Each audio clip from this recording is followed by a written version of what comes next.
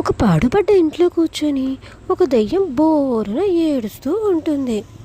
ఎంతసేపు అయినా కానీ ఆపకుండా ఆ దెయ్యం అలాగే ఏడుస్తూ ఉంటుంది. దాంతో దెయ్యం ఏడుపులు వినిపించిన వాళ్ళ అక్క దెయ్యం ఏంటా నా చెల్లెలు ఏడుస్తుందా అని దాని దగ్గరికి వచ్చి ఇలా అడుగుతుంది, ఏమైంది, ఎందుకు ఏడుస్తున్నావు అని. వాళ్ళ అక్కకి దెయ్యం ఇలా సమాధానం ఇస్తుంది, అందరూ ఉగాది పండగ జరుపుకుంటున్నారు, నేను మాత్రం జరుపుకోలేకపోతున్నాను. అందుకనే నాకు చాలా బాధగా ఉంది, అందుకే కూర్చొని ఏడుస్తున్నాను అని దయ్యం వాళ్ళ అక్కతో చెప్తుంది.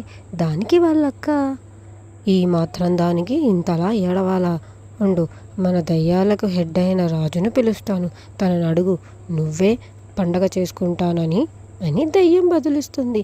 దానికి ఆ ఏడుస్తున్న చెల్లి దయ్యం కూడా ఒప్పుకుంటుంది.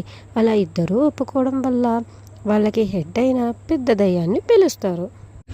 వాళ్ళ ఇద్దరికీ హెడ్ అయిన పెద్ద దయ్యం ఎందుకు నీ చెల్లి అలా ఏడుస్తుంది అని అడిగితే, అప్పుడు వాళ్ళ అక్క దయ్యానికి ఉగాది పండగ చేసుకోవాలని ఉందంట, దానికి పర్మిషన్ లేదని ఏడుస్తుంది అని అంటే, అప్పుడు ఆ పెద్ద దయ్యం వాళ్ళకి పర్మిషన్ ఇచ్చి వెళ్ళిపోతుంది పండగ చేసుకోవడానికి. అలా దయ్యం పర్మిషన్ ఇవ్వగానే అక్క దయ్యం చెల్లి దయ్యం కలిసి మంచిగా రంగులు తెచ్చి ముందుగా వాళ్ళ పాడుబడ్డ ఇల్లే అయినా కానీ ఆ ఇంటి ముందు చాలా పెద్ద ముగ్గేస్తారు.